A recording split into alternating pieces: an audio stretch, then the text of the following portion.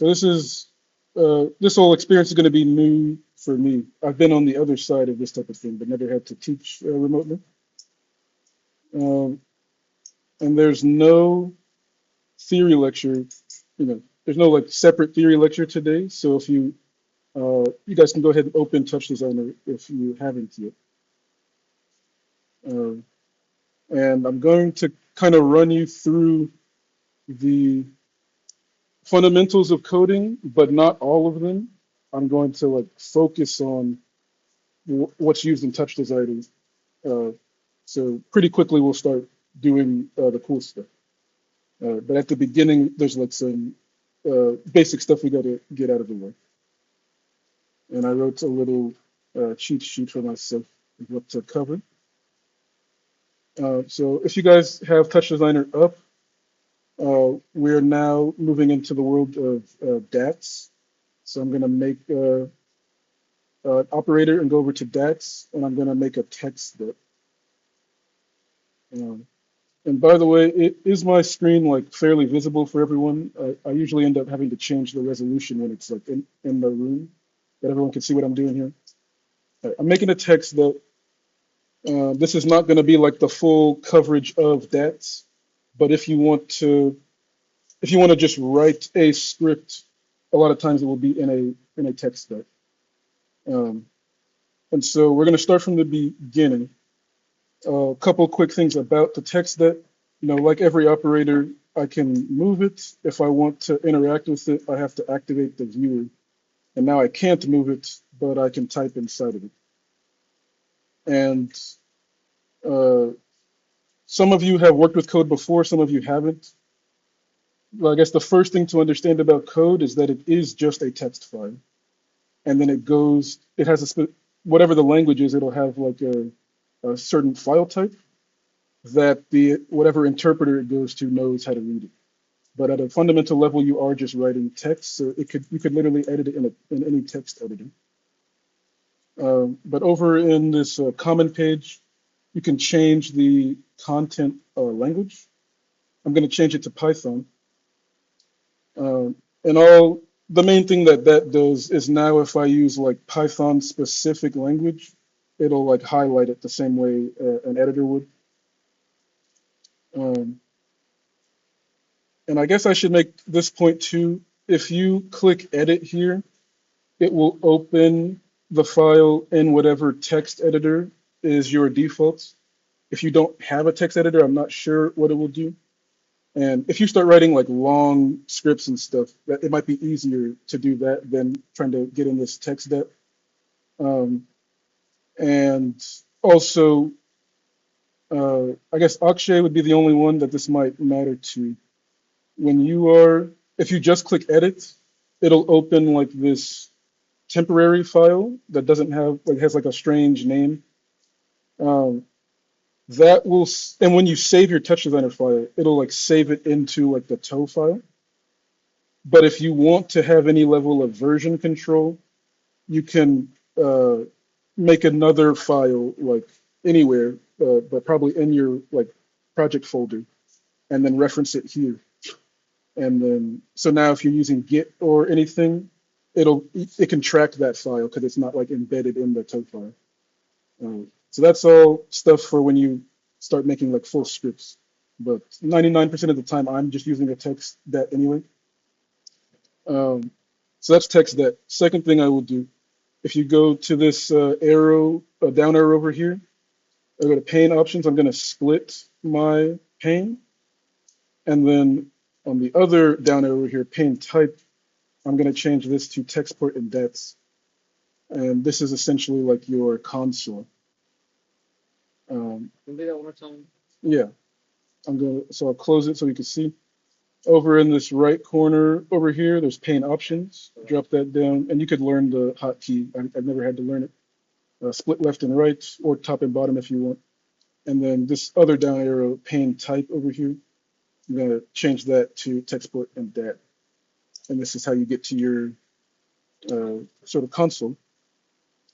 And I guess you can run code from here. You never really have to. But we're going to do what happens at the beginning of every coding class, which is hello world, to prove that things are working. So you could just copy what I'm typing, and then later you'll understand how it works. I'm just going to type print parentheses and then quotations. Hello world. Can this run Python scripts that are just on your machine? Yes, but you'd have to, I think, have the right file path. I think it would work. Uh, but once I write that, I'm going to close my quotations and close my parentheses. And if everyone has that, we'll learn better ways to run the code later. But I'm going to deactivate my viewer and then right click or control click and come down to this run script. So now when I click run script, we now see hello world has printed to my console. Does everyone have that? Okay. So now we have proven that we can run Python code. Let me get my note back up. All right. So the next thing I show is comments. Um, if you run the code, anything that is actual Python code will run. But if you put this hashtag in front of a line and write anything, that's what's called a comment. It basically will ignore whatever you write there. And so one of the main reasons we use comments is what's called pseudocode. And this, I think, is what makes coding like simple if you've never done it before. And even if you've done it a lot, if you've done it a lot, you should know like the power of pseudocode is before you write anything, again, if it's easy, you don't really have to do it, but it's good practice to like write in English what you want to happen first before you have to do the mental gymnastics of figuring out how a computer would understand what you're trying to say. So all the time I would be like, uh, you know, well, in this case, I'd say I want to print hello world to console. Like that's what I want to happen in English, and then I would think, oh yeah, what's the syntax to make that happen? I would when you write print hello world, yeah. And this is another tip for uh, using AI is you can ask it when you ask it to write the code, ask it to comment the code to explain each line, so that even if you don't, learn or remember how to read, you can at least read the comments, and that also helps it like check itself. Uh, so comments are very important. You can ask AI to give you comments, and both print statements and comments will come up a lot in a second. Um, Let me show you an error message. So if I type something wrong and try to run it, I will get an error message. And I think when I first started coding, I would be like kind of afraid of these because it looks like a bunch of text. But if you zoom in closer, especially on the last couple lines, it'll tell you what went wrong. And particularly good programs might be able to identify the exact line that something is wrong. And so especially in this type of program, most of the time you will not be like hunting for the little parentheses that I forgot, especially if it's like a syntax error like that. It will tell you forgot the parentheses on line one, right? And you said print hello world and then forgot your parentheses, right? So it will like tell you exactly where to go and the thing you forgot. And I think a couple people mentioned that like the syntax can be too nitpicky, and that's what intimidates them about code. Not to intimidate you, but trust me, those are not the error problems that you will be like tearing your hair out over. That's not the hard part. Um, the hard part is when there are no errors and it's not working. So error messages are a blessing. I believe that's fundamental basics. Okay, data types and variable names. And by the way, anyone that does have experience coding, please let me know if you think I'm skipping over something. Uh, yeah, I might, because I might be rushing through things and might forget a couple things. Um, so variable names. I guess first let me show what a variable is. So a variable is a placeholder, right? I could say x equals 5, and then I can print x, for example. And I'll comment this out. So in my program, I've set a variable to equal 5, and then I've said print the value of that variable. So in the console, we see 5, even though I didn't write 5 in here, I wrote a variable. So in the, um, again, in the little application at the beginning of the class, I think the last question was like PEMDAS. And the point of that was I realized like the only math you really need to know, like just in a basic sense, is algebra, because because I'm not going to go into like the computer science of it, but programming is literally an outgrowth of algebra, and I might get into a little bit of it when we talk about functions. Um, but the same, like, so you should all understand variables just from algebra. This should all be intuitive. Um, when I say that programming is based on the English language and that when you're writing code, it should be as close to English as possible. The primary reason for that is that you can name variables whatever you want. So if I'm writing a program that tracks the age of the students in my school, I would not label the variable X. I would label it age, for example. Uh, and that way, when I'm doing a calculation that says like age times whatever class size, whatever it would actually be. It's not just X times Y and I don't know what they represent. I can write in English what the number is. And so that's good practice, is to try it's like a common thing with programmers that this can also be the hardest part sometimes, is trying to have accurate variable names that help you keep track of what's going on. Because in the moment, um, yeah, underscore or camel case. I think there's something where sometimes it matters, not, but I don't think it's that. Um, but I do camel case. Um, yeah, so it can be hard to like stop and think of what the variable should be named. No one's perfect. I don't always do it. But that is one of the keys that makes it like way more like English. It's just having normal variable names. Um, Again, for people who haven't coded before, uh, it can't start with a number, I believe. I guess I could check that right now. Um,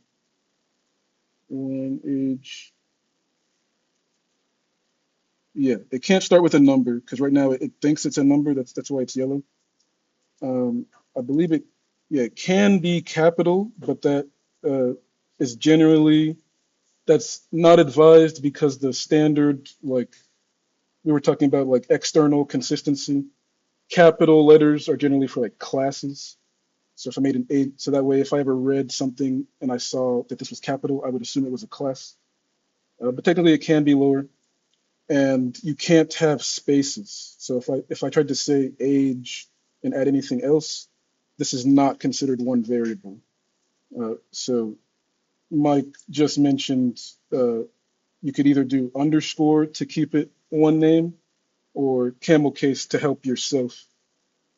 So I might say, just because your name is top of mind, I might say Mike Lacey. I might type it like that. Uh, so that's variables. Um, Now what do you want to put in the variable? We have data types. So I'll say number. We could put anything in a number. I'll get to these in a second. There's numbers. There's strings. Uh, I don't know why I'm thinking of a word. And there's lists. There's more than this, but this is like most of what you would ever see in Touch Designer, and most of what you would see in regular coding. There's like this would still be like probably 70% of it. Um,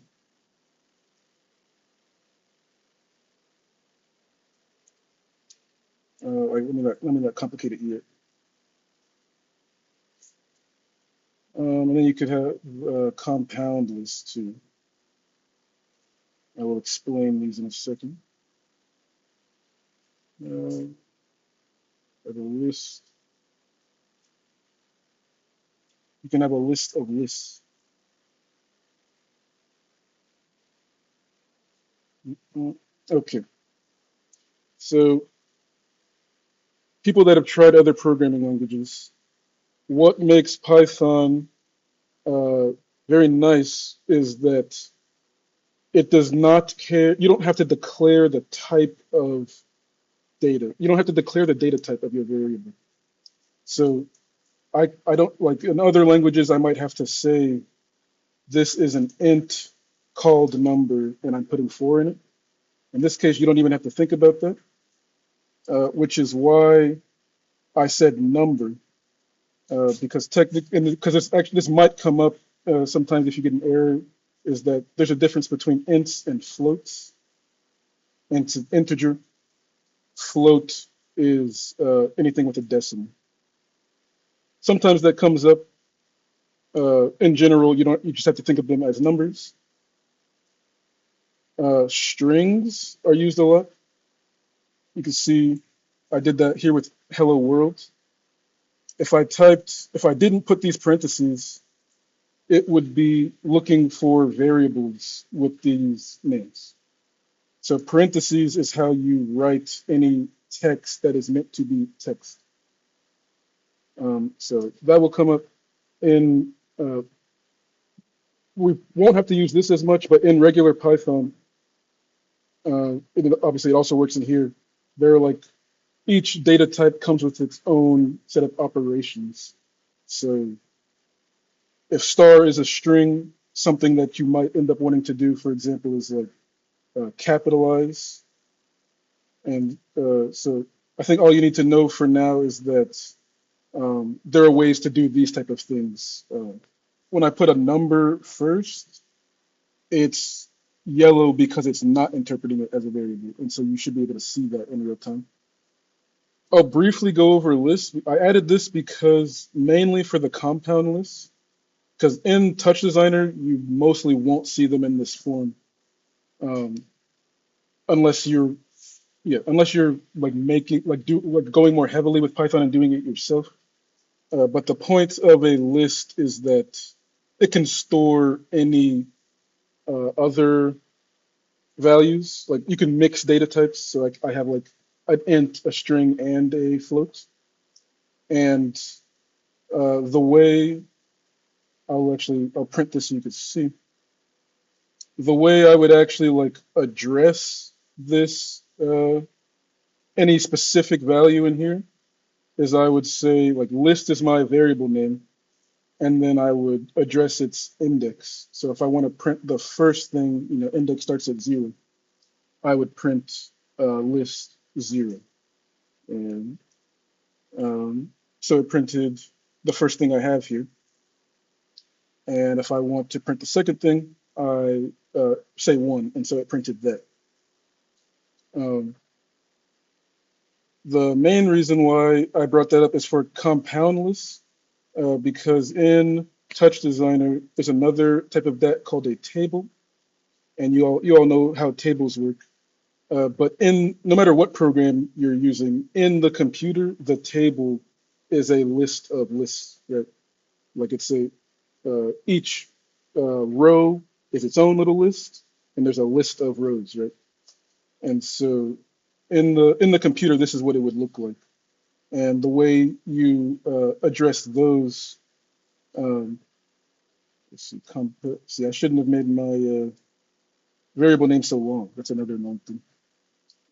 But the way you address those is by doing the first index, or like there's two index numbers essentially. So if I just do 0, it should give me the list because that's what's at 0. But if I want to go inside of that list, I could go again. And so now it gave me that. Uh, and so this, in the case of like a two, like, what would you call it? Two-tiered list. There's a specific word that I'm blinking on. This is what a table would look like. Is it has two values, right? Like X and Y essentially, or a row and column. And so unless you're making your own sort of data structure, this is probably the most you'll ever see in terms of lists, is probably just addressing a table or something like that. Um, let's see. Multi-dimensional, yeah, that's right. Um, so strings, lists. Uh, I think I will. I think I'll skip some of this because unless it comes up, and go straight to functions and arguments. So I was saying that it's based on algebra. So we know a variable. I can say x equals 5, right? Or I could say y equals x plus 5. In algebra, this would be called an expression. But if I wanted to make a function out of this operation, I might say something like f of x equals x plus 5, where the point is you plug in x into this function, and what this function does is it adds 5 to whatever you plug into it, right? So this is what's called an argument. And so a function is basically like an abstraction of an expression because you want it to be a repeatable operation. And you give it an argument, which is whatever variables are inside of it. And variables can be anything. And again, this is true in algebra too, is that the argument itself could be a function. Like if I have a separate function, f of y equals y plus 2, and I want to plug that in, then well, I'm kind of overcomplicating it for no reason, but my f of y is y plus 2 plus 5. If that makes sense. And then, y would be a specific thing. Uh, so this is what a function is. It's like a localized operation. And in Python, the way to do that is you write a def, and I might get the syntax wrong off the top of my head, because in Python, in TouchDesigner, we're usually not writing defs necessarily, but I want you to know what it looks like. So I'm actually just going to pull up one so I don't get it wrong. And we're gonna, because this is what we're going to use later. So what do I want my def to be? I'll say print hello world, and I have to put these parentheses here even though I'm not going to give it any arguments, and a colon. And now there's a little indent. This is how Python reads its syntax. And now inside this function, I can write whatever I want. I named it because I know what I want to try to do. I want to print hello world. I'm going to close the quotations. And I think you technically don't have to do this, but I'm going to write return. If you just leave it blank, it's not going to return anything, but it's kind of how you know that the function is over, because generally functions will return something, and that might come up later, and I'll explain it better. But right now, I've written a function, a def, and what's inside of it is print hello world. Um, so now I'm going to run this and see what happens. Make sure everything else is commented out so it doesn't confuse us.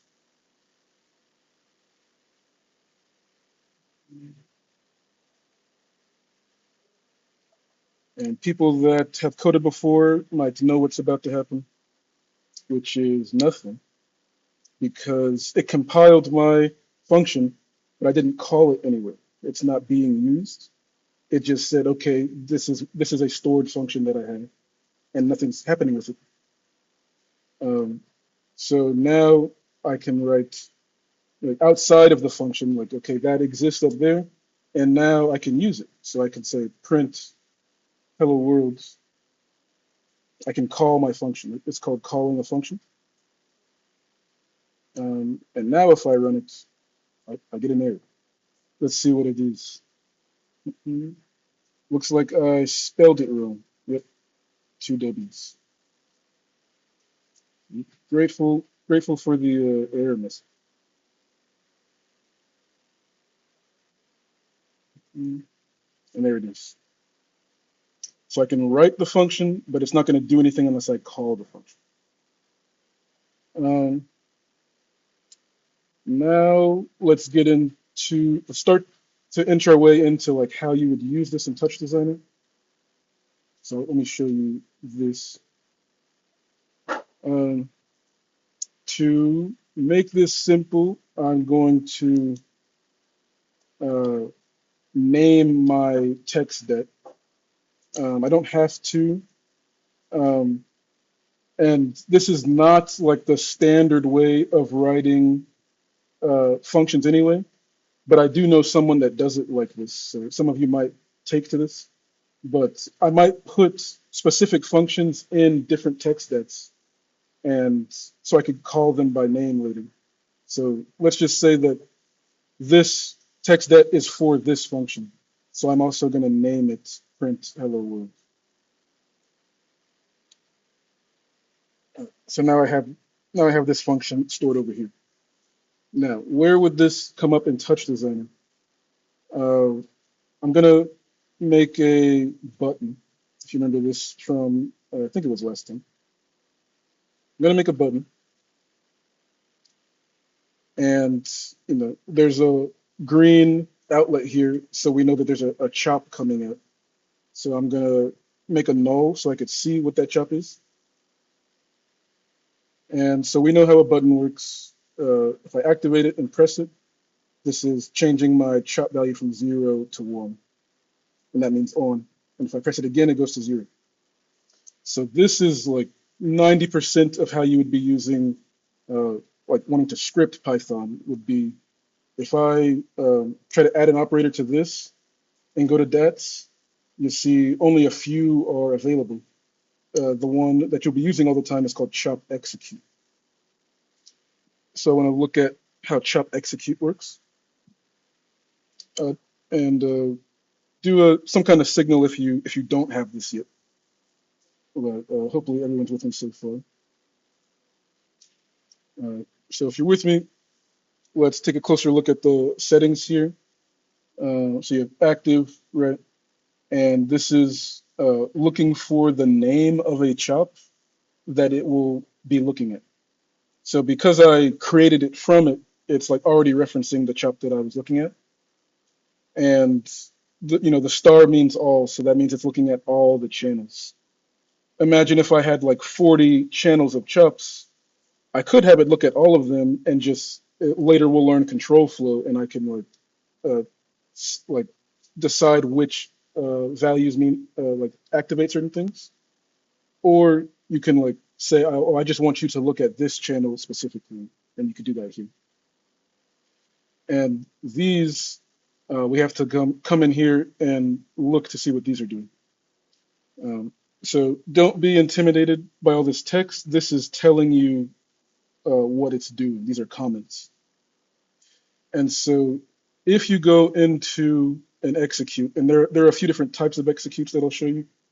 Chop execute is probably the most commonly used one for me at least. You'll see a few different defs, a few different functions, and then you'll see they have the same name as these buttons over here. So value change means whatever chop I'm referencing and whatever channel of that chop I'm looking at, if the value changes at all, I will run the code that's written in this function. And so if you want something to happen on value change, you'd have to write your code in this definition right here. While off means if the number is zero, the entire time that it is zero, I will try to run this code essentially in every frame. On to off, it means if the number goes from non-zero to zero, I will run this code. While on means if the number is not zero, then I will be trying to run this code every frame. And off to on means if the number goes from zero to non-zero, then I will try to run this code. Right? Um, so in this case, I have a button and I want something to happen when it turns on and maybe something to happen when it turns off.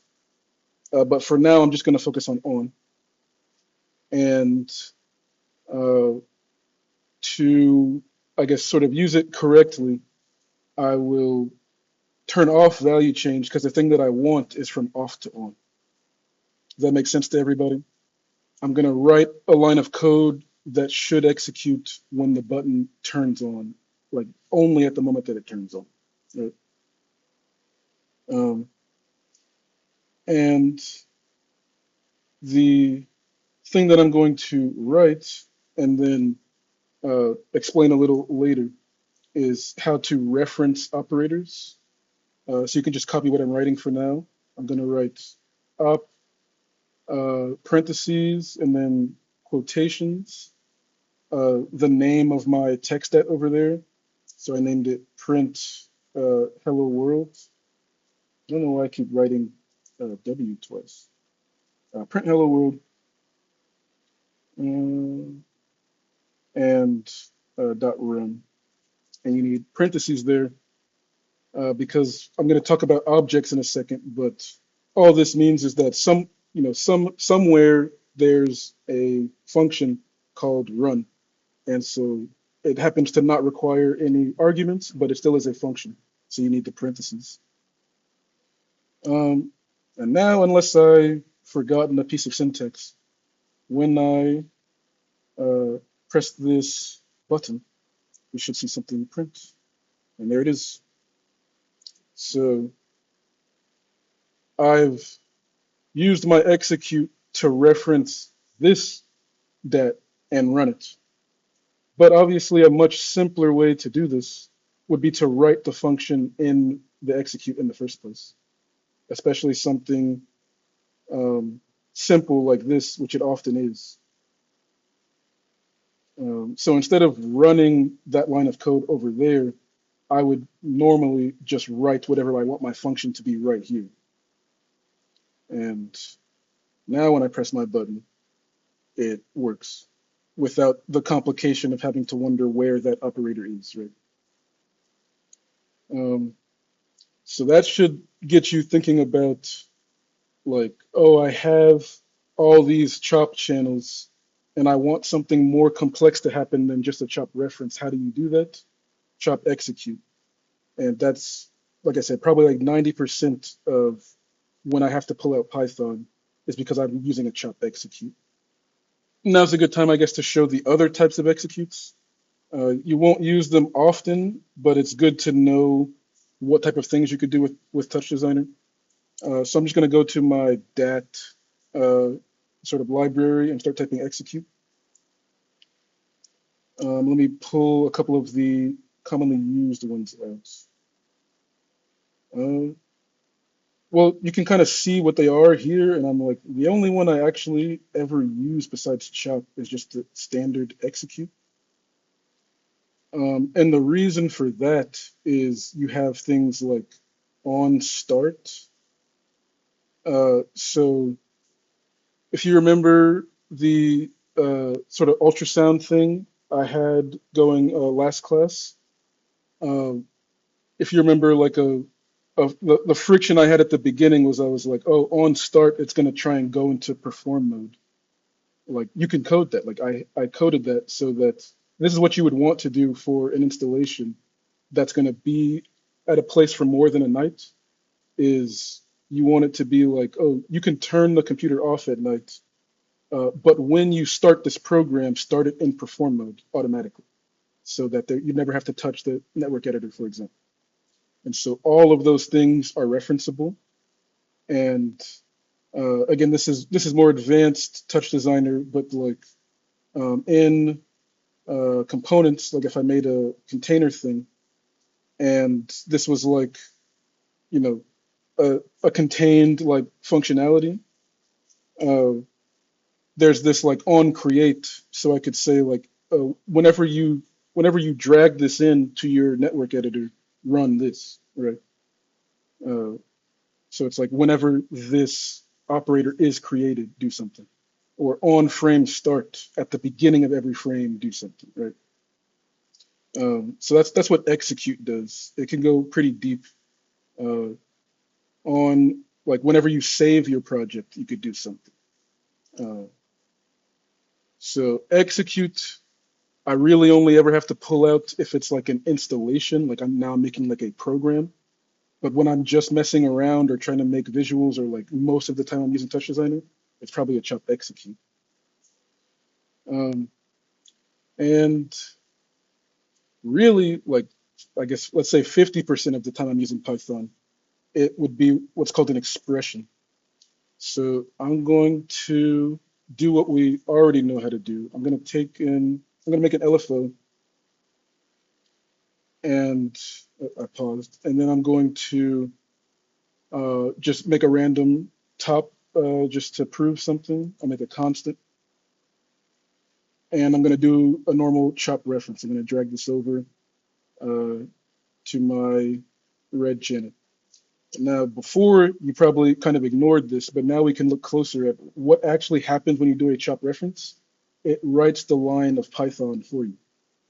So it's saying reference the operator called LFO1 and look at its channel named channel1. And whatever its value is, we're going to plug that value in here. So this is what I would normally be using Python for, is I would usually be writing it directly in the expressions, which is kind of bad practice if you're trying to build like a program. But when you're just messing around, prototyping, doesn't matter type situation, I'm pretty much always doing this. And because you could do stuff like, take the channel but multiply it by two, right? So you can read math expressions directly in here. You could write any level of Python in here. It's meant for lines of code, so you're not going to do like multi-line things. But if you were advanced at Python, there are ways to write pretty advanced things in a line of code. Uh, but most of the time you won't be doing. But this is what I was saying about like PEMDAS is like the bulk of the math you'd have to know is that a lot of me prototyping things is me saying stuff like multiply it by two, but then divide it by four. But oh, which is it going to divide the two by four, or is it going to multiply by two first? With multiplication and division, it doesn't matter. Um, but you might be using exponents, right? I think that's a double asterisk. So now it does matter. Like, is it going to square the number and then divide it by four, or is my exponent 2/4, which is a different thing, right? And so if you're ever confused, just use parentheses because parentheses always go first.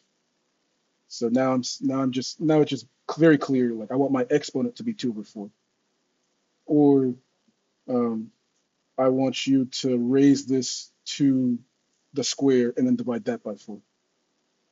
So this is a lot of what you'd be doing in expressions. It's just some kind of math thing, and then just keep track of the order of operations in your head and use parentheses if it's starting to get confusing. Um, so I think this is the basics of like how to use Python, and now we can start getting into like the cool stuff to do with it. Um, yes. So first, I need to at least slightly explain what objects are, because everything in Python is an object. and I don't think I have to go too deep into it. Where did I put? There you go. So what is an argument?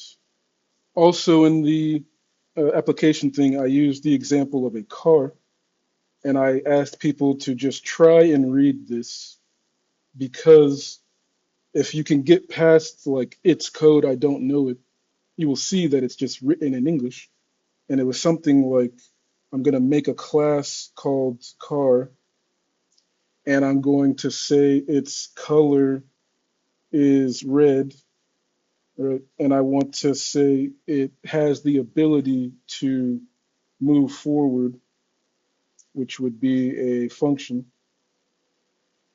And then there'd be some code here and a return, and there'd be a def here. So what is an object? An object is a bundle of code all relevant to each other that like the point of it is to like keep track of its own state essentially.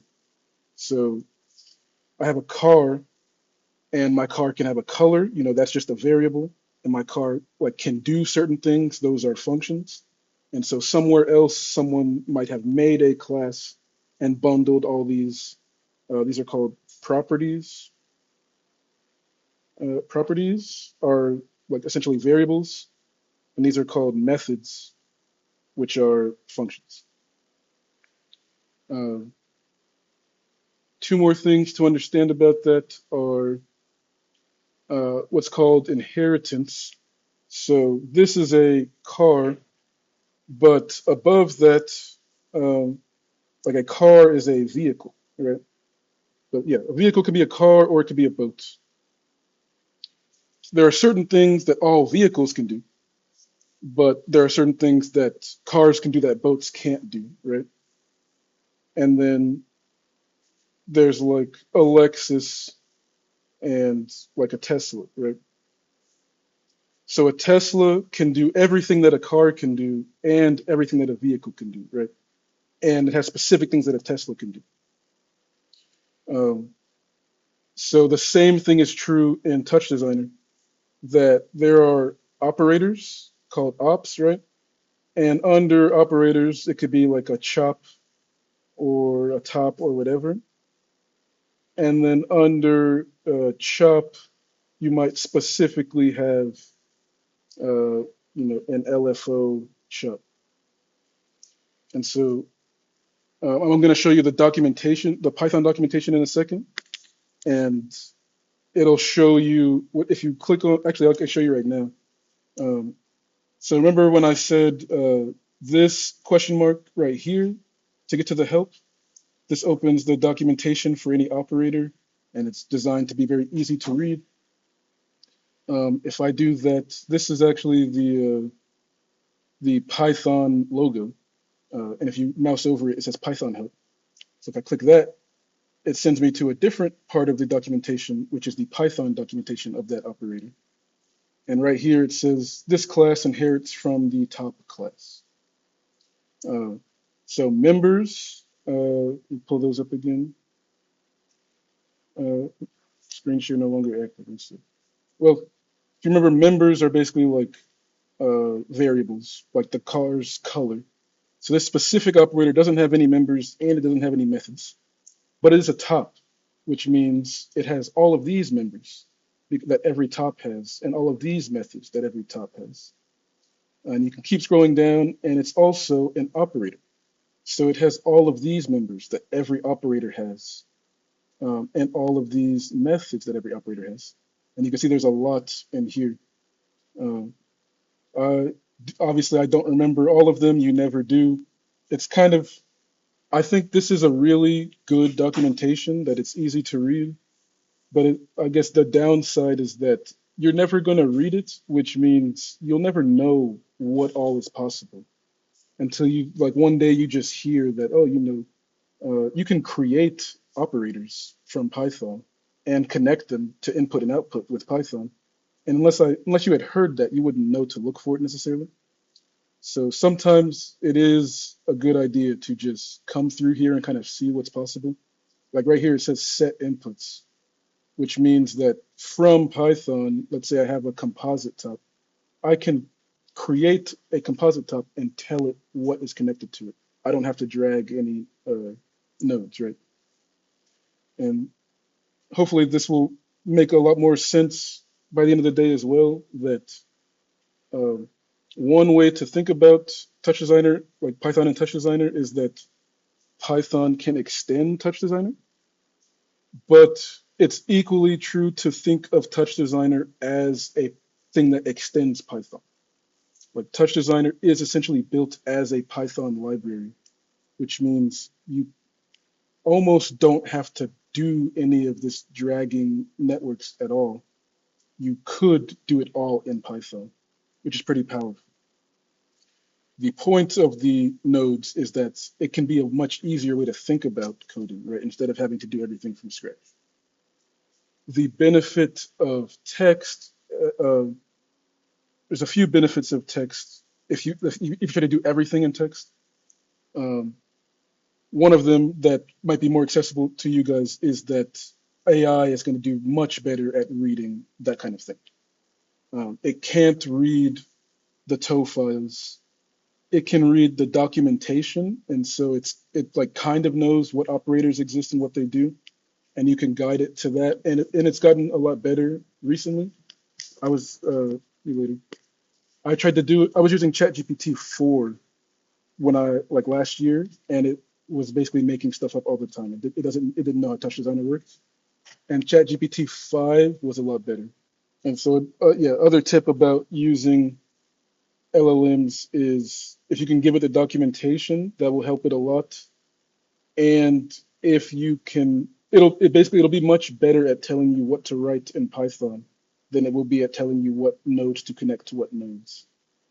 Um, so that's another reason to use Python if you really want to use AI. It'll be better at that. So the importance of that, let me see if I could pull this screen share up again. So in my car example, where I want to say drive, like move forward, uh, how do I call this function? Because it's inside of an object. Like this is just a syntax thing to remember, is that you would write car dot move forward. And so you might have already, I mean, I showed it to you a couple minutes ago, but you might have already encountered this idea of this dot notation thing in Touch Designer and wondered what it means. It's because everything in Touch Designer is an object.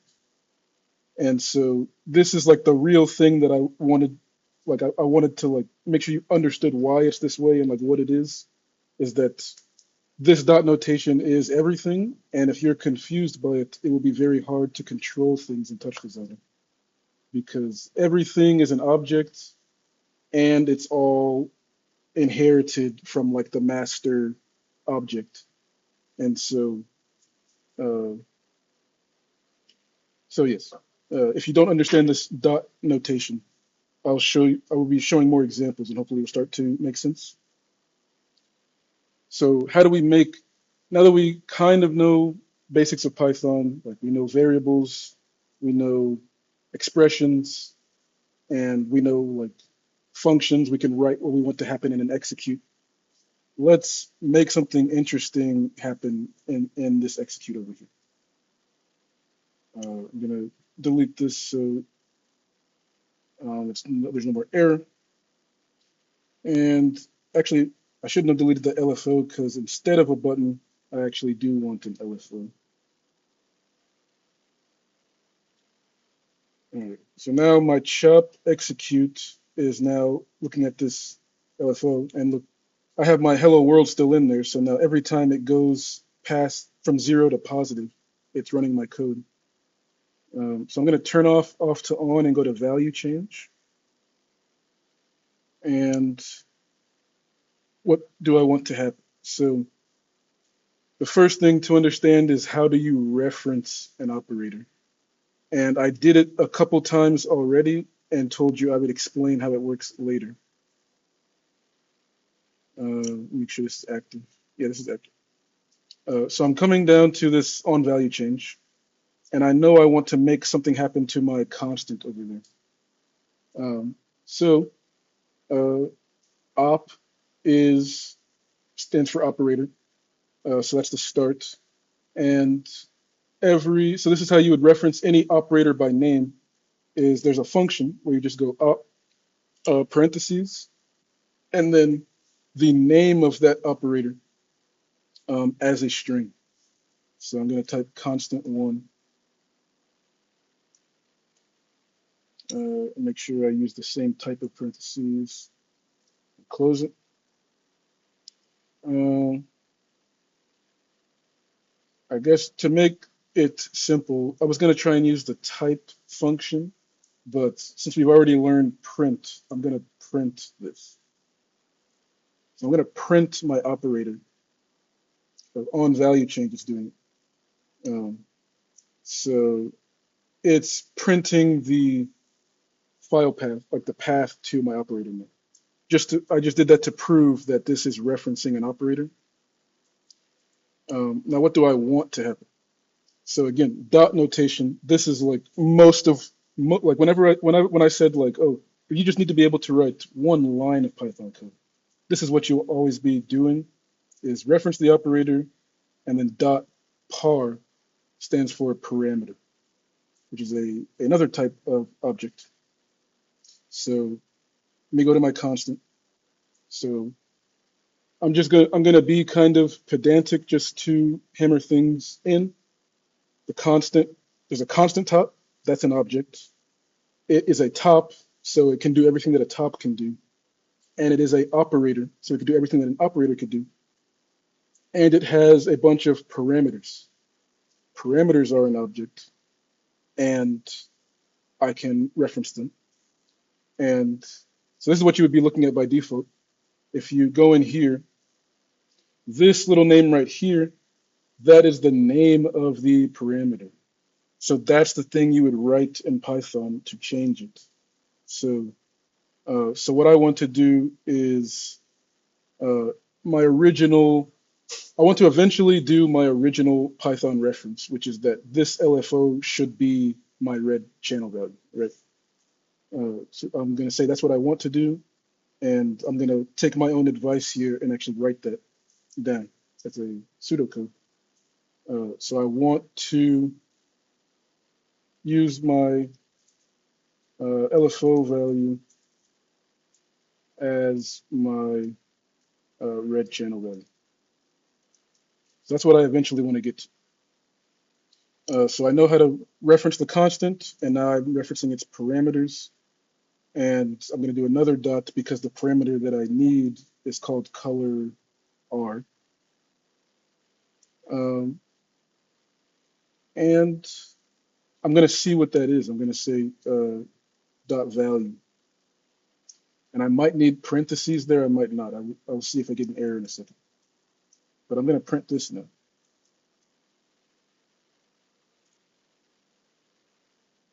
Okay.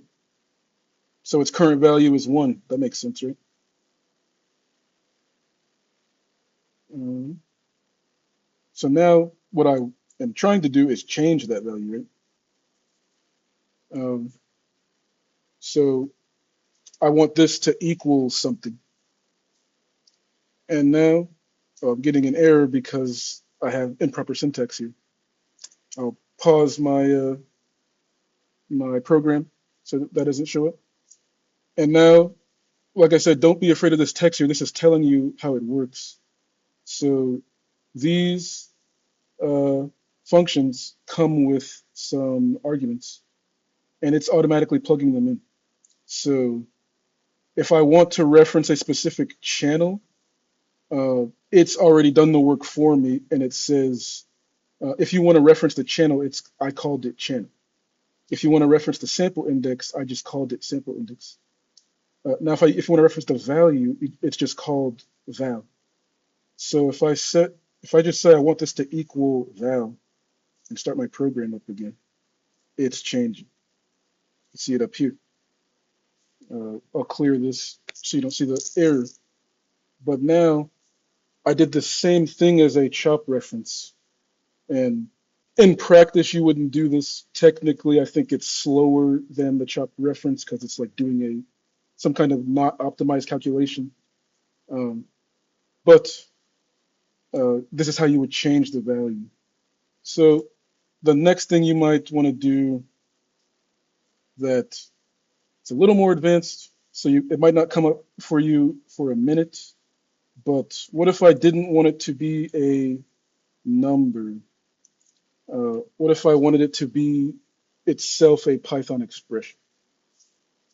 Um, and actually, I'm going to do what I always do, which is go to the documentation to remember specific syntax. Um, so I'm going to go to I'm going to search the par class. And okay, so the same way I typed dot val to get whatever its value is, I can type dot expression to set the expression or find out what the expression is. And importantly here, it says it has to be a string. Even though it's going to be Python, it wants to receive it as a string. Um, so I'm going to go back to Touch Designer, and this is my parameter, but I want to change its expression. This is how it told me to do it, and it told me it has to be as a string. And now what do I want it to be? I'll keep it simple and just say 5 times. Oh, it's on 0 to 1, so I say 1 times 0.5 just to make a point.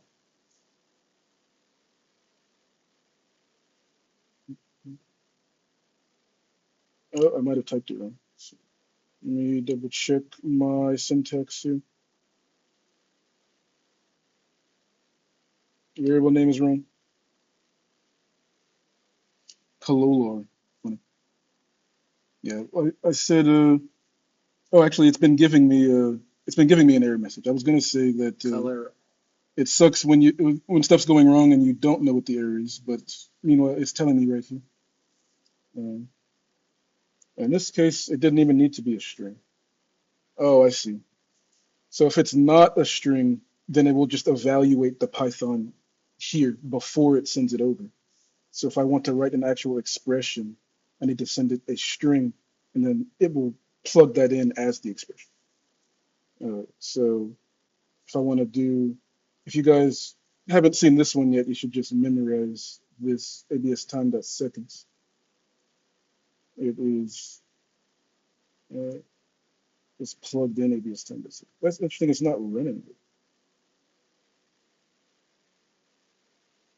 It's probably some under the huh, some under the hood stuff that I don't understand. Um, but yeah, okay. Let's check where we're at. So we have names, expressions. Um, let's look at ways to make it simpler in here. So let's say I wanted to change multiple things here. Let's say I wanted to change all 3 color values. In this case, it's not that hard. I can just copy and paste. Um, make sure I change this to B and G. But it becomes hard to read, and these expressions of like going down the dot notation to find the thing that you're looking for can get pretty long and unwieldy. And so a common practice is to store part of the expression in a variable. So I could say, for example, that uh, const 1 equals uh, op const 1. And now in here, all I actually have to write is const 1. And you can store as much of the path as you want in that, and then give it a variable name that makes it sort of more discernible in English what you're doing. Because, like I said, I'm probably not going to think of an example off the top of my head that would make that make sense, but these can get pretty long and unwieldy. Uh, Actually, I kind of can think of an example off the top of my head, but because it's so long and unwieldy, I kind of don't want to do it. Um, so next thing to show like how to reference things is containers. So this is often what will happen, and this is the beginning of what I was saying is about to be unwieldy, is I'm going to put an operator inside of a container. And so actually, let me clean up my screen for a second. So, because this is actually important, I want this to make sense. I'm going to delete some of this. All right, I'm going to make two containers right now.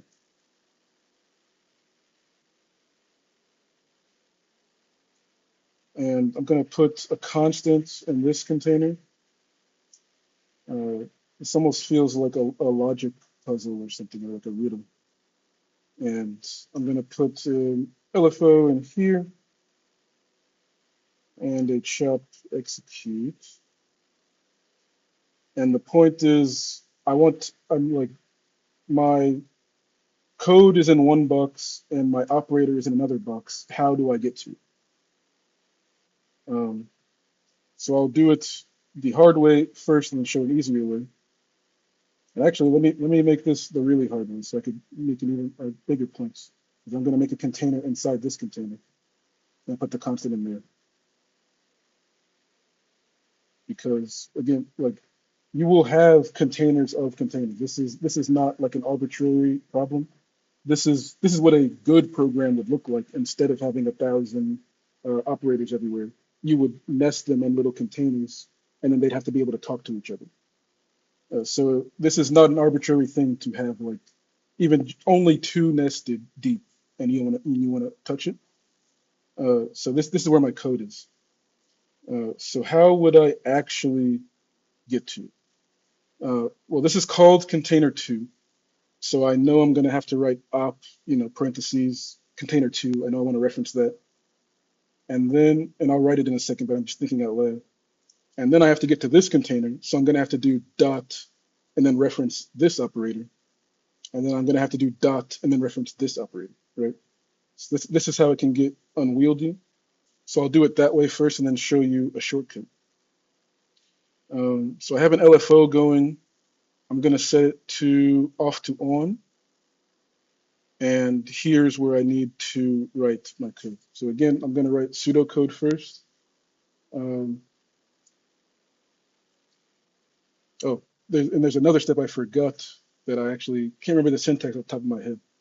But I'm gonna write how I'd be thinking about this. Like above this operator, like above this operator is in a container, and next to that container is another one called container two. Uh, Inside that one is container something called container one. So I intentionally like named them poorly too. And then inside that one is called constant one. And how do I get to it? First, I need to go up a level, uh, which is I might do this wrong and have to go to the docs, but I believe it's done by just saying parent. Um, and this should bring me to my parent level. And now that I'm on my parent level, now I can reference that container.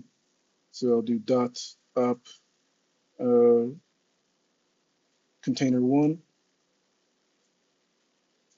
and I went to the wrong function. So I said it's actually called container two,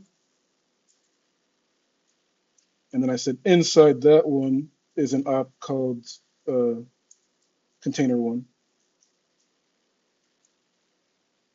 and inside that one is an op called constant one.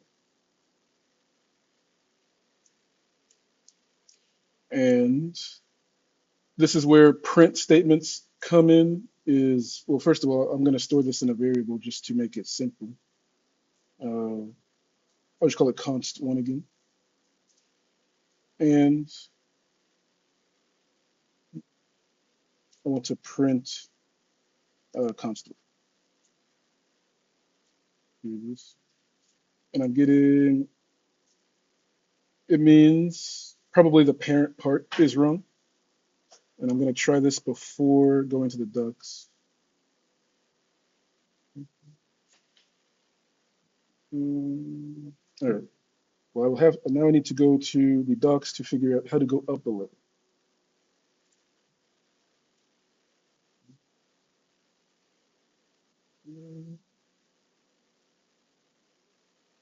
So it goes to the parent.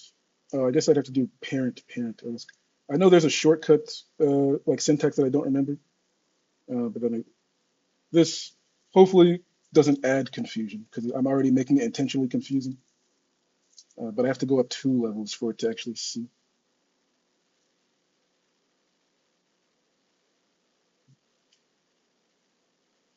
And now it's seeing it. Uh,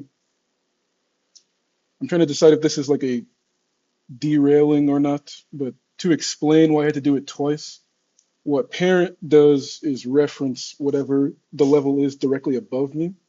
So if I go 1 level above me, it's referencing this container, but it can only see this container.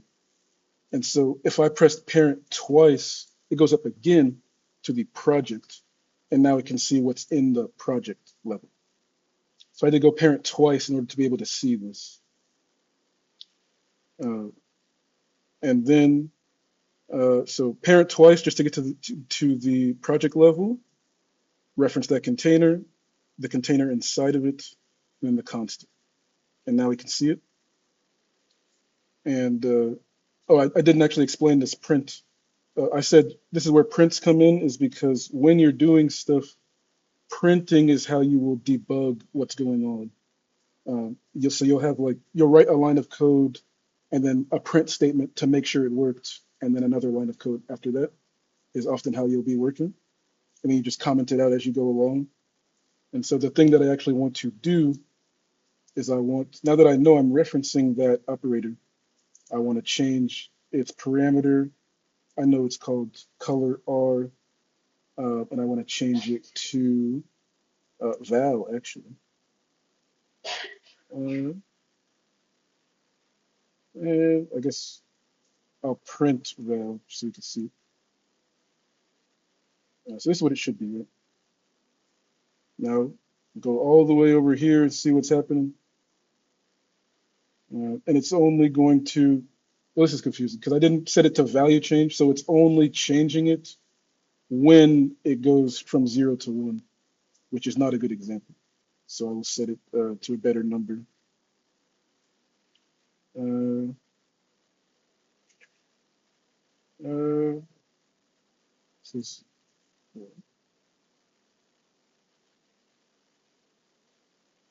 right. We'll reference it here so we can see it. Okay. Now if I go all the way over here, we can see even 2 nested up and 1 over, I can touch this parameter over here. And I set it to just add 1 every time the LFO reaches something. So please ask questions if this is confusing. I'm sort of intentionally doing it the way I would be thinking about it, which is do it the way I think I remember it, get an error, read the docs. Oh, that's how you do it. So that might make it more confusing to follow, but that's how it will be in real life. So please, any questions so far? So I'm going to add another constant in here.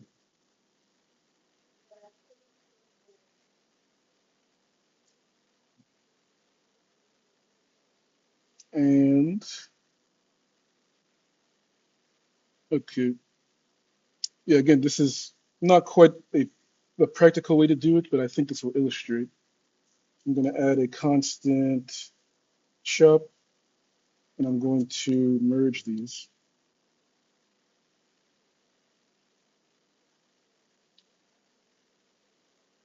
And that's the chop I'm going to reference. And I haven't even gotten to control flow, which is kind of what I'm going to have to use right here. Um, so I'm going to go on value change. I'm going to copy this stuff over. Okay, so I'll also explain what I'm doing. So why did I do it? What am I doing? I put it in here because I said before that this chop execute can look at multiple channels. And all of these have an argument that say channel, which means it's actually looking at both channels and waiting for the value to change. And so in here, I can write and maybe this is a good point to look at like if statements, is I can say, what are these named? I should probably name my channels to make this simpler. Uh, I'll come over here. Is that how, yeah? I'll come over here and name this LFO, and I'll come over here and name this. I put another constant in there, right? So I'll say like index. That might run into trouble. I'll put index, and then if it causes an issue, I'll change it. Um, so yeah, so in here, I can say, I'll start by like debugging, right? I'll say if uh, channel, and you have to do double equals to test if it's an equal. If you put a single equal, it's like you're assigning a variable. So double equals means check, basically check if equal. And I'm gonna put the name of the channel, which is LFO. Uh, I believe I have to do colon, and then I'll say print channel.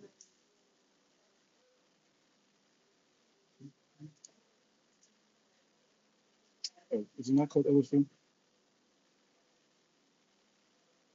Hmm. How do the channels come in? It's a channel object. Okay. I need to see what the. Oh, I could just print channel. Hold on.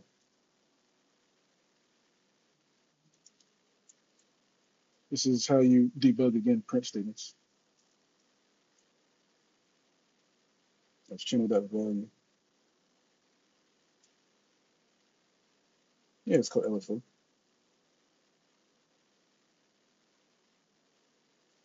Mhm. By the way, if anyone sees an obvious error making, please shut it up. That actually, see that's the error that I just made, is that if I'm trying to print what is the channel and it's printing the number, and I want it to be like what is its name, so dot name, and so that's actually what I'm checking as well, is its name. Um, so if it's LFO, now I'm printing its value. Does that make sense? So I want to say if it's LFO and if the index is 0, uh, first let's test if it's working.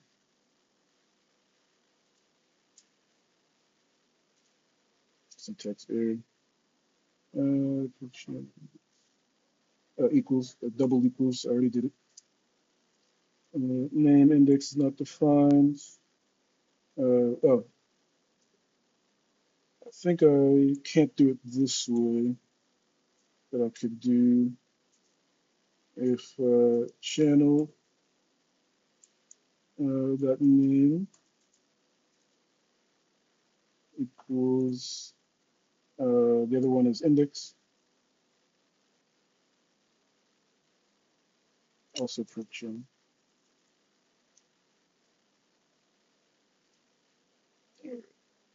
So now if I go over to my constants, well, should probably stop that printing so we can see it.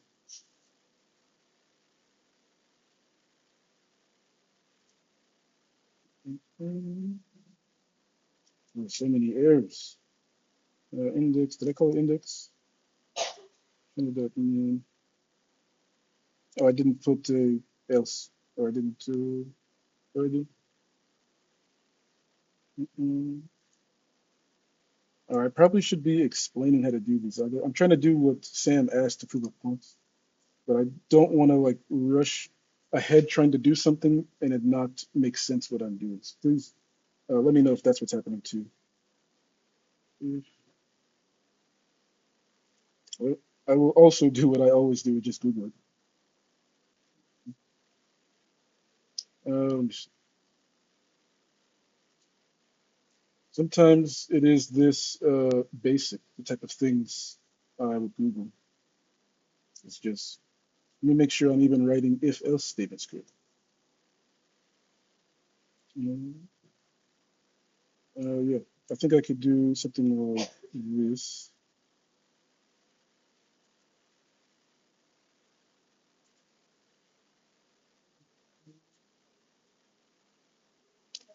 Mm,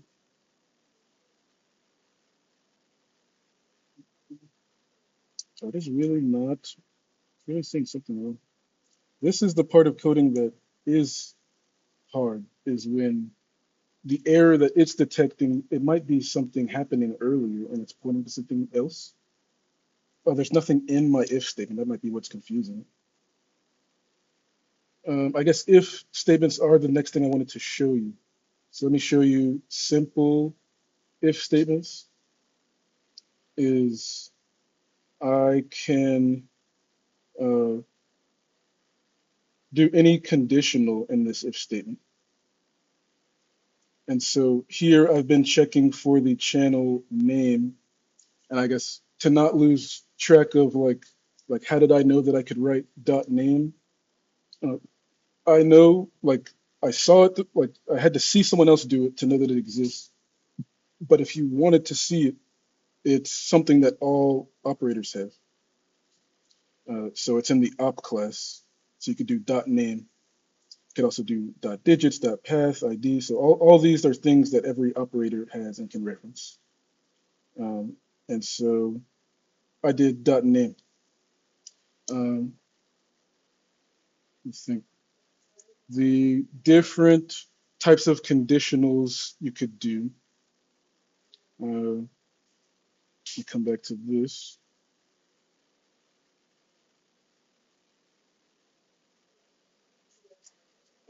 So double equals is, you know, is this equal?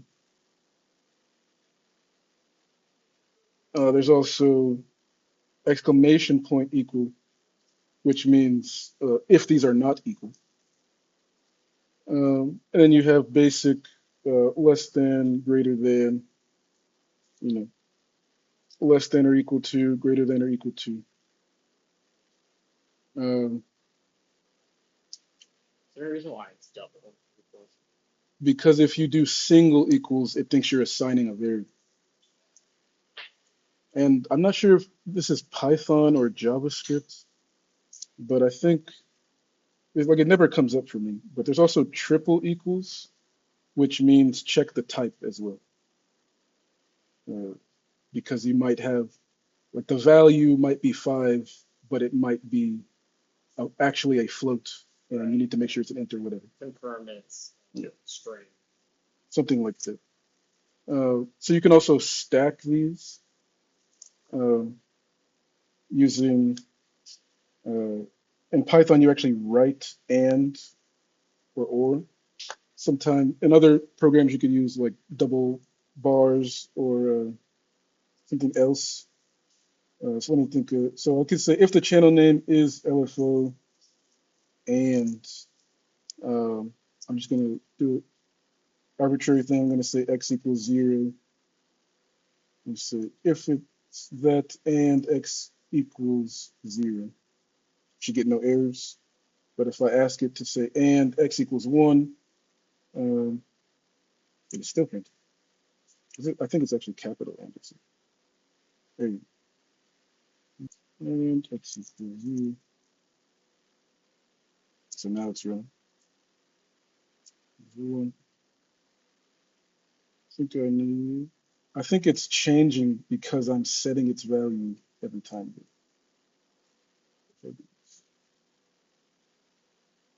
I could do, so you could do and or. And so that means if either of these is, oh, this else is why it's up. If either of these is correct, then it will work. Even if I change this. Okay. Um, yeah, it wasn't working earlier because I had this else here that said always print the channel. So now I could actually demonstrate that if the channel name is true, but this, and I say, and this has to be true, it won't go through. But if I change it back to 0, now both are true. Now I'll stop it again by saying one of them are false. But if I do or, only one of them has to be true. So you can stack things in this way. Um, and now I don't want to close this, but I want to show you an example of like a big program where all I really had to do was a bunch of if statements. So I'm gonna save this and hopefully we'll have time to come back to it. There's two examples of mine that I wanted to make sure I had time to show you guys. Like the power of Python.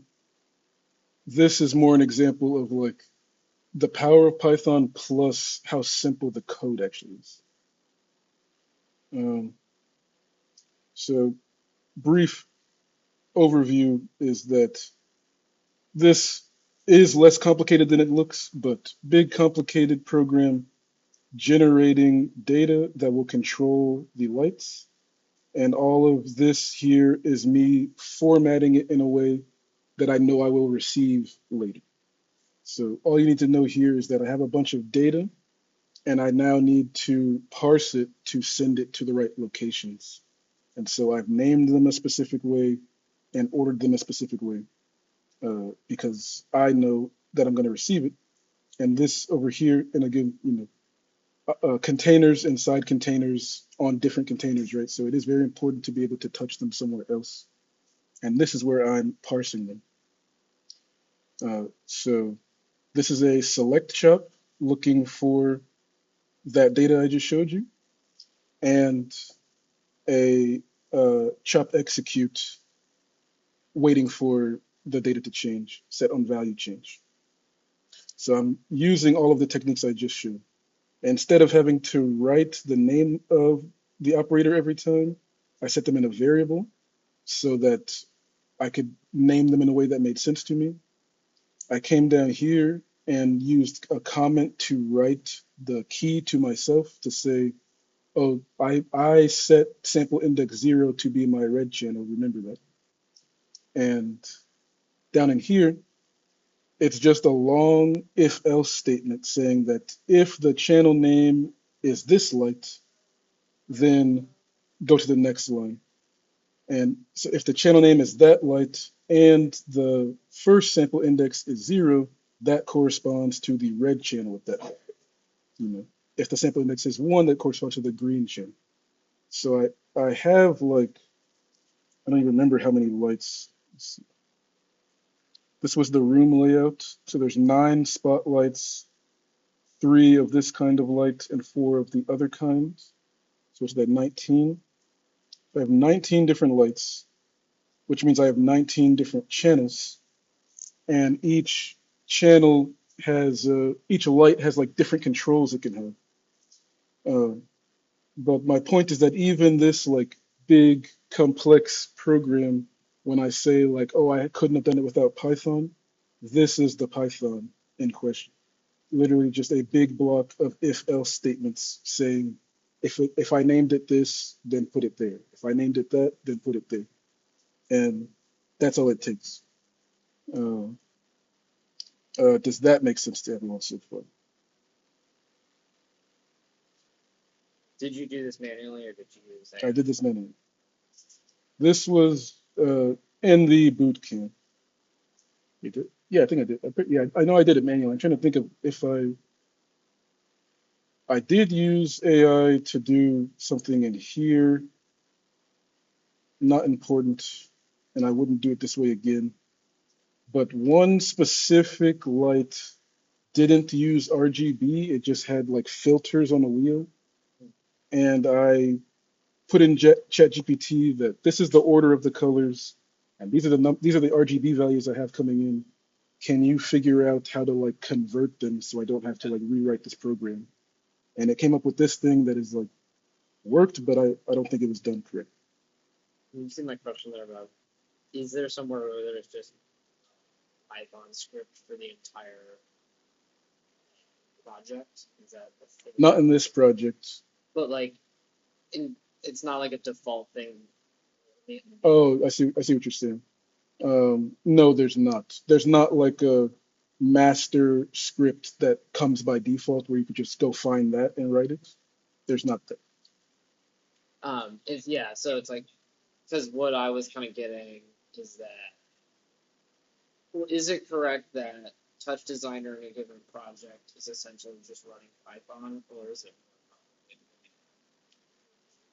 I believe it's more complicated than that, but I don't know the details. Touch Designer, it's kind of an analogy to say, or a metaphor to say that Touch Designer is a Python library. That's not literally true. Python, computer science side, Python's like not as optimized that Touch Designer would need. So I think it's written in C++. So in the like at the bottom layer, it's running a more like a sophisticated program, and then you can extend it with Python. So there's not like a master Python file. It came from Houdini. Yeah, I believe it came from Houdini. What is cool that I don't remember how to show you is that Touch Designer is built from Touch Designer, though, meaning that all this UI here are literal like UI elements from here, and there is a way to like find them. I don't remember how. Let me try to just go up. There's somewhere around here. But yeah, people like make mods for Touch Designer because it's made out of Touch Designer. A couple other things I wanted to show you about Python was like the UI. Um, when we were learning about UIs, I was like, oh, it goes deeper, but it requires Python. And separately, I also said like a lot of things are just needing to write one line of Python. So, for example, this is how you do a page system. Is that these are buttons. It's a radio button, and this is what's called a select comp, or I guess this isn't the select, but this is the select. A select comp works the same way as the select chop and select top. It's like whatever you reference here is what's going to be here. And so the way the page system works is I just say, oh, if the button is this, then change the select to its corresponding comp, right?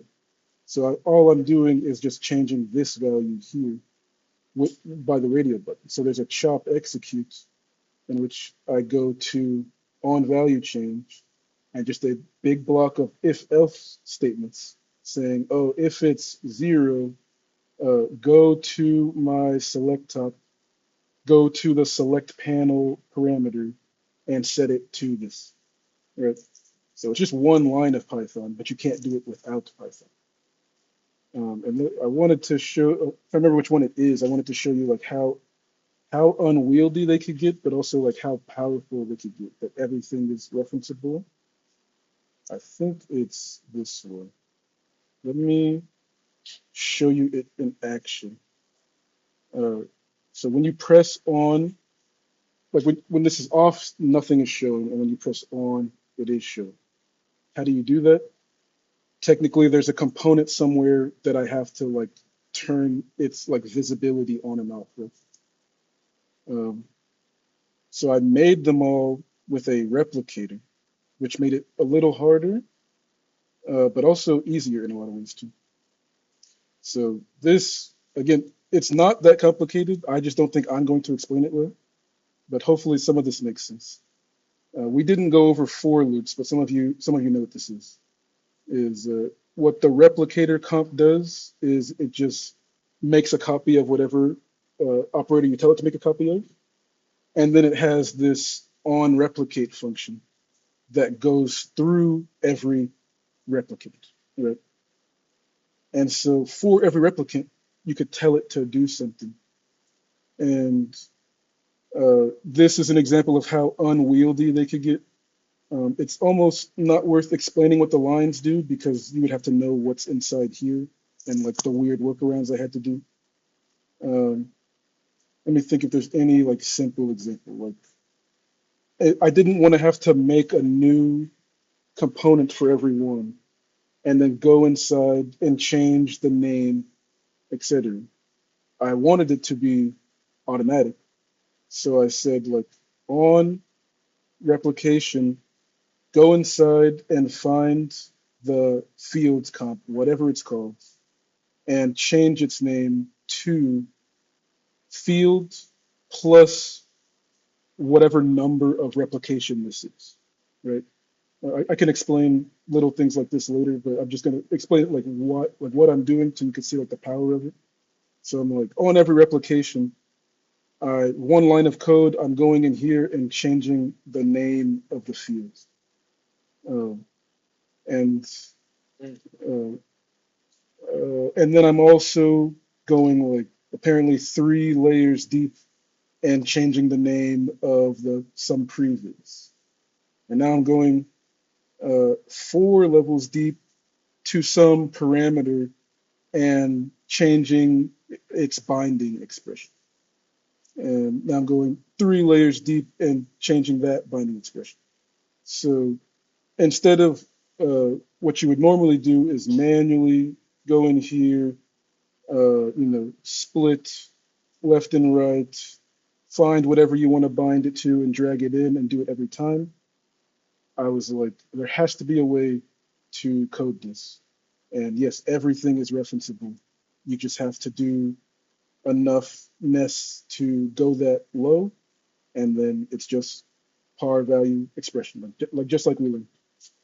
So this is why the dot expression is so important, is that you can just infinitely nest it and nest it to find anything in your project, any random parameter somewhere. Um, and this was the one I was most proud of, I think, when I made it, was figuring out how to turn off the display when it's off. And I figured out that every operator has a display button, and you could find that and turn it off, right? Uh, just like bypass. Um, so I know I'm kind of just showing things, but hopefully, even if you don't know how to read that, you're like theoretically you now learned everything you would need to know to do that. It would just be a matter of like sitting down and reading through the docs when you don't remember certain syntaxes. Um, but I think every line of code I've shown you so far is something that you just learned how to do in an hour, you know. And also, this is a good example. In this case, I wanted to separate concerns and explain what I was doing and like make it readable, but I didn't want to make separate containers because then I have to go through the trouble of like finding them inside the containers. And so I used annotate. And this is a method I see people use on YouTube because it's easier to see everything at once for the viewer. And so I started kind of copying this for these type of programs where they are like I don't have a plan going in, I'm just messing around. Then to the degree that I refactor at all, I'll kind of do it like this. But I also in here made a container because I wanted like a specific like function that kind of made sense. And this is another thing that I might not explain well, but this is the project that I did that I like saw the power of Touch Designer. Um, oh, it looks like I kind of did what I was supposed to do and explained it here. Um, so first I should explain the problem I was having. Uh, so I showed something on the first day of class, duo from the 90s called Granular Synthesis. They had these big screens playing a video of a woman like screaming, but they were playing granules of it so that it became basically a synthesizer. And I thought that can't be that hard, right? Like you would just essentially have like a movie file in, although I had to change it from that, but you essentially have like a movie file in, and right here is your cue, and you would do something like just playing a certain number of frames just really fast back and forth. Right? That's what I thought would happen, and then very quickly my GPU couldn't load all the frames and was crapping out. And so one solution to that is preload all. You don't have to know how to do this because I can't. It's simple, but it's like a specific technique. Like I preloaded all the frames basically into a buffer and then played back the buffer as like a way to bypass having to do it in real time. And then I thought, what if I want to change the video? I'd have like each one of these buffers is holding 1 second of time. And so if my video is 10 seconds and I change the video, I'd have to come in here and make 10 new buffers and preload them. I want it so that I can change the video. I can like reference a video here and then press pulse and then everything just works. And I'm hoping that this is actually in here. I wonder if it is. It takes a second to do the calculation. Okay, there's a video of me. Yeah, my phone working. All right, so how is it working? Oh, so you see there's a bunch more text 3Ds in here now, and they're all connected to a switch, and all I did was press one button. So I had to write this code, and it's all stuff, it's well, mostly stuff that I just showed you. I think there might be a couple things I didn't. Uh, but this is the best place to look. So it's like I want to use a different video input, but I'll have to reload all the frames into new texture 3Ds. And the video might be a different length, so there'd be a different number of texture 3Ds. And this is me thinking out loud. Like maybe I can write a script to do that. And I guess another thing to note is that in Python, it kind of like reads it all at once. Like even if you write them in a certain order, it'll kind of read them all and then try to execute them all at once. So sometimes you might need things to happen like one after the other, and that was kind of tricky. Um, but this is like what you would manually have to do. I wrote it in English first. I was like, okay, first I need to figure out what the length of the video is. Um, I think so. I did that somewhere in here. So like first figure out the length of the video, then set it to a certain mode and start the queue at 0. Then check if I have any texture 3Ds. If I do, probably delete them and then create them. Make sure it's unlocked, set the cache size, preload the frames, lock it, advance the queue, make a new texture 3D, load those frames, lock it, repeat, and then connect them all to a switch. Like that may sound complicated in words, but it would be very simple to do manually, right? Like I would make a texture 3D operator, uh, right? I would just manually make it, change the value, right? Like I just wanted to do that automatically. And so, yes, all of those things, all of those parameters, all those functions are stored somewhere as a Python function, which means you can reference them. So uh, destroyed my operators. You can do that. You can create an operator. Uh, you can change its parameter expressions. You can press its buttons. Uh, this is kind of funny. By default, they would all be created on top of each other. So I wanted to like place them in the editor. Like you can like say where they are located, like visually in the editor. And yeah, you could change their parameters. Um, so this is the thing that I made that I realized that literally everything is referenceable by Python, such that this mini network is essentially entirely created by Python. Uh, so again, don't know if that makes sense because I'm just explaining what it does and not how it does it. Um, but that's some of the power of Python. I used a TextDet because I wanted it to be uh, pulse. I wanted to be able to press this button here. This is, let me try to remember how this works. There's preload frames. Oh, I thought it might be a script in there. Oh, I must have a script somewhere that says if this button is pressed. This entire network is made through Python, and the point was that I wanted to, I could do it manually, but then if I wanted to change the video, then I'd have to come back in here and manually do it all again. And so I was saying that this is the project that made me realize that how powerful Touch Designer is that like I knew you could change parameters, right? But I didn't know that you could destroy operators and create operators and then connect their inputs and then make it all happen in a timeline. Um, and oh, and well, here's the execute that I was looking for. Mm, Um, yeah, sorry, I just was on mute that whole time. Only Michael heard me. So please ask questions.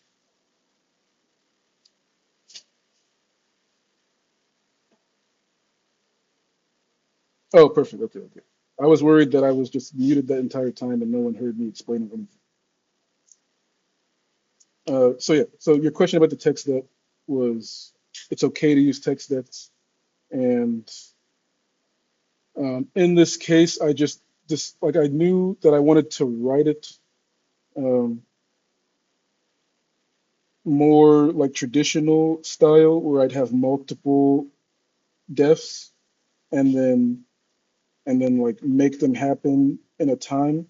And I think I was using ChatGPT, but I specifically remember being like proud of this. So I don't think I like had it write it, but I don't think I knew. Like I think I asked it like, how would I make it happen in time? And it told me about this sleep function. Um, but otherwise, I would have wrote it all in this execute here. But I just thought it would be too unwieldy to have like defs inside defs inside defs, and so I just um, did the run thing that I showed you first.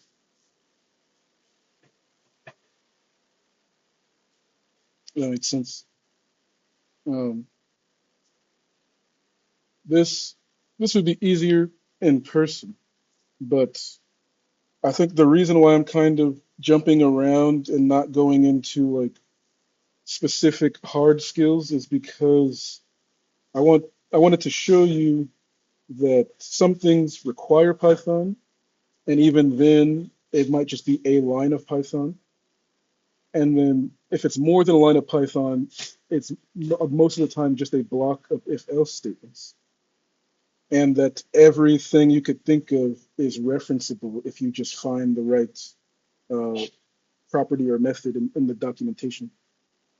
And so the thing that I was like, I want to do this now, but it would be easier in person, is I want people to, I'll get to this question right here.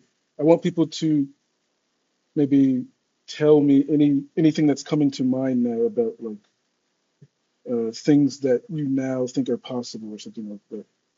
Yeah, I don't have an exact example, but I was just like reading about you got like multiple 4K streams going in there. There's oftentimes ways to get a similar outcome using like different families or Mm, different ways. Some of them, leverage different parts of your machine.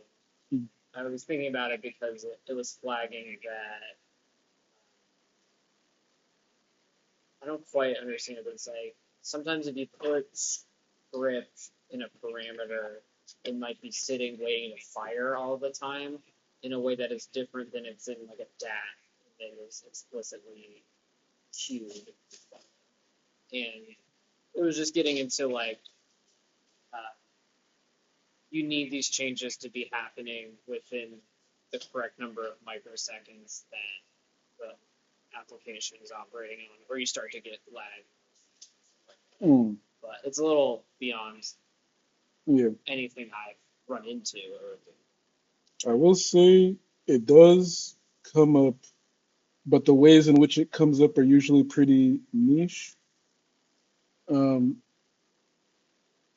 but but there are certain ways that are like, oh, it's better to do it this way than that. I will say when it comes to writing like expressions and stuff, I could say something about it, but it like most likely won't come up. And then the other big thing also won't come up because we have pops now. But like the like quintessential example of this is that SOPs, which we didn't go over because it's 3D. This used to be the only way to do 3D anything in Touch Designer, and these all run on the CPU. And tops run on the GPU.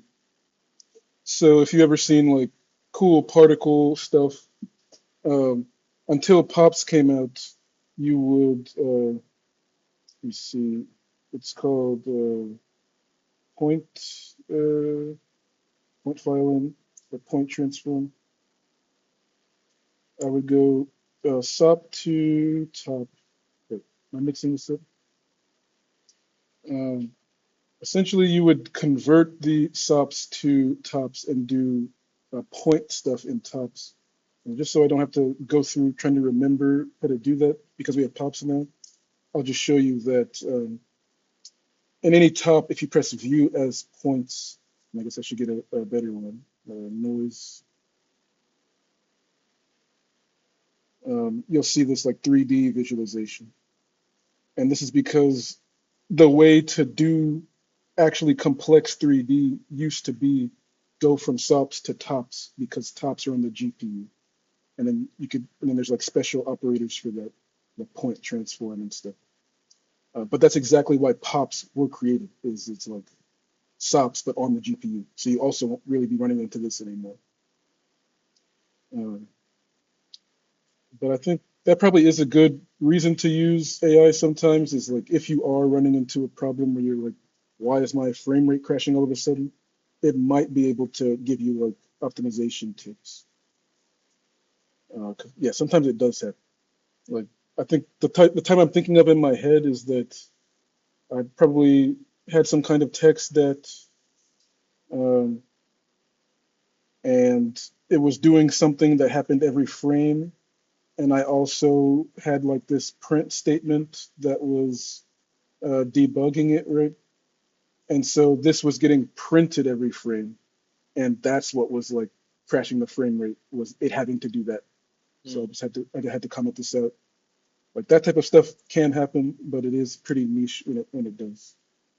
Your example, even though like I was mainly forgetting the syntax, but I was also doing it the hard way to make a point. With limited time left, I will show you like probably the easier way that I would actually do it. Let me back to my new project here. So you want, wait, say that again. You want to have effects stored in different containers and then be able to switch between them.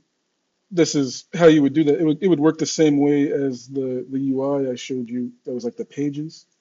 Is yeah, I would like make a container for each room, and then so each of these is like its own little program with its own output, and then have a select comp where if I drag this in here, it would be showing container one. But yeah, I would have a little script. It probably wouldn't be in a text edit, it'd probably be in some execute, right? But I would just write the script that says, if this happens, write these words in this bar. And those words would be the name of whatever container, right? So yeah, that is a great way to use Python. That would be pretty tedious to do without Python. Yeah, I mean, the thing that I'm just realizing is a pretty like off base use cases. I do a lot of um, just like data transformation operation stuff.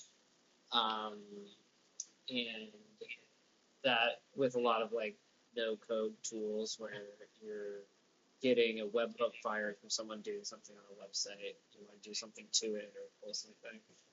And one thing that all of those tools are pretty crappy with is Python.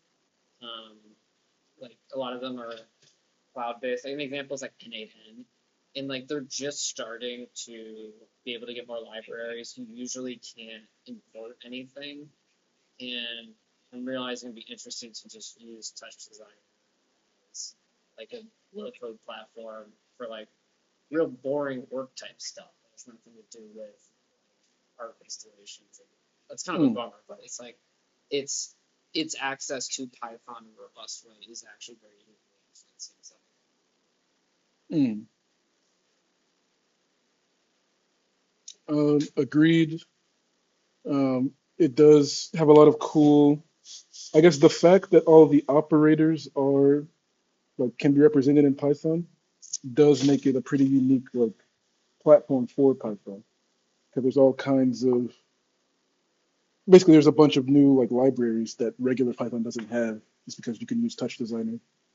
Um, this is something I didn't really have time to show, but another one you'll use a lot is called the timer chop. And so you should be able to read this now. And if I go down here, there's a bunch of little defs in here. And it's like, oh, if I want it to happen under this condition, I would write it in here. And so there's a lot in here. And the timer is how you can make things happen, like obviously at a specific time. And I'll show this. Maybe I'll go more in depth in this next week, but just to show an example is I might. So this is where I set the length. I'll set it to 3 seconds, and then I will on done. I guess restart is I think how you would cycle it. Or it is, yeah, cycles is different than restarting. But yeah, I'll start it, and every time the timer reaches the end, this done goes from 0 to 1. So obviously, if I go into the callbacks and go to on done, I could run a script every 3 seconds, that type of thing, right? Uh, so yeah, this is a type of thing that like I've never tried to do this, but I could see myself trying to do like some work stuff where I'm like, oh, every 3 seconds, like save this folder or something like that. Because there's a lot of just basic computer stuff you have access to with Python too. I'm trying to think if I could quickly get to where that stuff is. Um, maybe, well, I don't even think I've seen this with file save status class folder. Yeah, I might not be able to find it, but there's stuff that's just about like your computer like operating system. I've had to do that before. Actually, that might just be Python, not TouchDesign Python. Uh, so you have access to everything that Python can do and Touch Designer specific stuff. Um, I think we will end soon. So I wanted to end on like brief overview of like where you would go from here, because this is basically a complete Python beginner where now you know like what variables are and how to write expressions and what a function is, and then Touch Designer specific, like how to reference operators. And really, you guys should uh, open this every time. Like, it's not a beginner thing. Like, I do this when I'm writing, is the first thing I do when I'm like, oh, how do you, I want to touch this initialize, right? besides the fact that I know how to reference a parameter now, every time I would just open this and be like, how do you do that again? And just find out like, oh, what's even available. You'll especially have fun when you get down to the op class and things you could do with that, because every operator can do that. Yeah, file folder, its specific children. Uh, oh yeah, flags are the interesting one where you could turn on or off the display. You could bypass it, uh, activate, deactivate the viewer, uh, change its color, size, location, inputs and outputs. So yeah, it goes very deep. And so I would say just go to the Python help page. It's what everyone does to remember what is possible and the syntax you need. I think they're not seeing your screen. Oh yeah, I stopped sharing my screen. Uh, but the little Python question mark in the operator, I'll share it again so you can see. Uh, Little Python question mark in every operator. Just scroll through here, and I was saying you'd especially have fun when you get all the way down here to the op class that every operator can do these. Um, Last thing I wanted to like put on your minds is libraries. Um, there's like internal libraries and external libraries. This is just a Google search whenever you're trying to figure out how to do stuff. Or if you ask an AI how to do something, it'll probably tell you you have to use this library. Um, but these external libraries are what might be harder to find. So I forget the name of the website, so I'm just going to search like uh, facial tracking. Oh, look, there's already like a touch designer thing. Um, so this is not, I probably wouldn't go straight to GitHub. There's like a aggregate website of like uh, sort of libraries that have been like pre-approved and like widely used, and you know they're being supported. Um, but essentially, what they will be is someone made an object that has methods and properties, and you just import it into your code. And now look, you can do face recognition dot load file, face recognition dot face locations.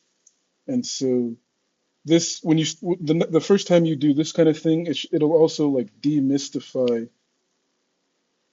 things that seem very complex. Is now you're like, uh, oh, someone like I made this program that you know it tracks my hand, and whenever I do this, it's like changing the cue.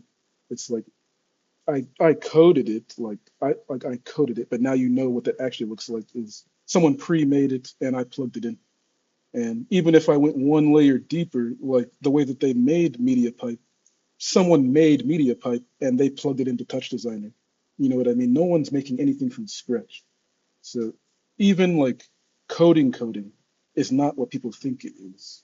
A lot of it is pre-made in this sense, and you just have to know the basics of like how to write an expression, like how to use a variable, how to set this equal to that, or how to parse the data with an if-else statement. Like the most complex thing you might do in Akshay, this probably bring back memories of like backend stuff, is it's usually like you have some data that just happens to be formatted in some weird way, and you just have to do a bunch of string stuff just to get like that part that you need. And it's like if it's formatted badly, then it's like hard, but it might just be, yeah. So a lot of it is not actually hard. It's just simple operations that add up.